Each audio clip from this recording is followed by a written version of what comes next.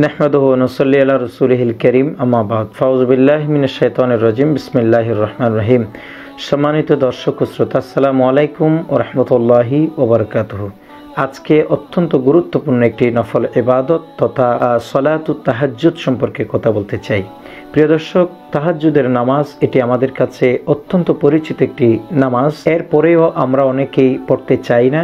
হাদিসে পাকে অতীব বরকত নামাজের ব্যাপারে বর্ণিত হয়েছে। প্রথম কথা হচ্ছে, তাহাজ্জুদের নামাজ এটি হচ্ছে সুন্নতে মুআক্কাদা আলাল কিফায়া। এটা অবশ্যই আদায় করতে হবে।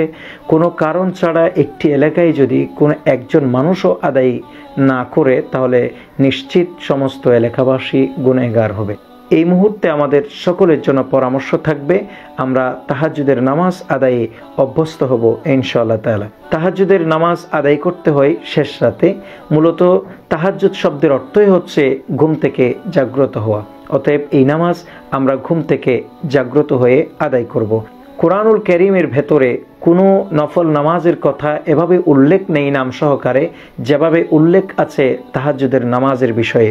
সূরা ইসরা আয়াত নম্বর 79 মধ্যে আল্লাহ পাক সুবহানাহু ওয়া তাআলা ইরশাদ করছেন, ওয়া মিনাল লাইলি ফাতাহাজ্জাদ বিহি নাফিলাতাল লাক। আর রাতের কিছু অংশে তাহাজ্জুদের নামাজ আদায় করুন।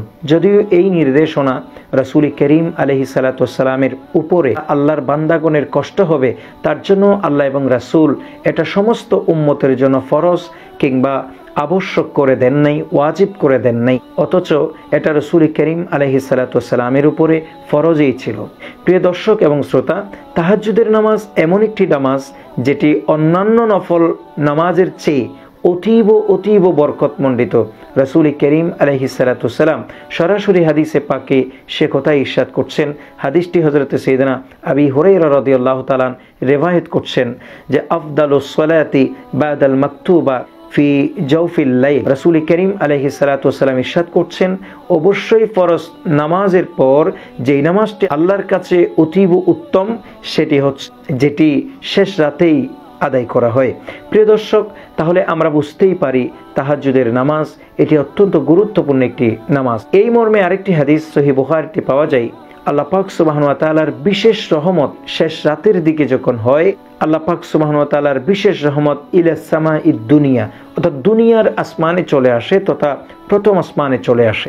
আর সেখান থেকে আল্লাহর বান্দাদের উদ্দেশ্যে ডাক দেয়া হয়, তোমাদের মধ্যে কে আছো গুনাহ ক্ষমা চাইবে, আমি আল্লাহ গুনাহ ক্ষমা করে দেব।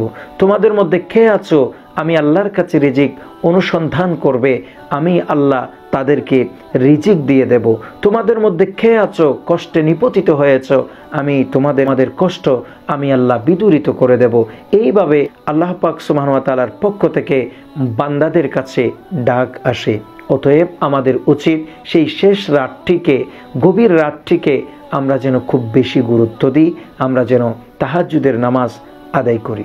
প্রিয় দর্শক, এখন যেহেতু হোম কোয়ারেন্টাইনের এই সময়টিতে আমরা অন্যান্য নফল ইবাদতের পাশাপাশি যদি আমরা তাহাজ্জুদের নামাজও যথাযথভাবে আদায় করতে পারি, তাহলে এটি দেখা যাবে একসময় পরিস্থিতি স্বাভাবিক হলে তাহাজ্জুদের নামাজ আদায় করা আমাদের জন্য একেবারে আসান হয়ে যাবে। প্রিয় দর্শক, তাহাজ্জুদের নামাজের কথা বললে হয়তো আমাদের অনেক ভাইয়েরা আছেন অথবা অনেক মা বোনেরা আছেন, তারা বলবেন যে এই নামাজ মূলত কয় রাকাত। এগুলোর নির্দিষ্ট কোনো রাকাত সংখ্যা নেই, তবে হাদিসে পাকে যেটি পাওয়া যায় সেটি হচ্ছে আল্লাহ হাবিব সাল্লাল্লাহু তাআলা আলাইহি ওয়াসাল্লাম অধিকাংশ ক্ষেত্রে 4 নিয়ত 8 রাকাত এই নামাজ আদায় করতেন। কোনো বর্ণনায় আছে 6 নিয়ত 12 রাকাত।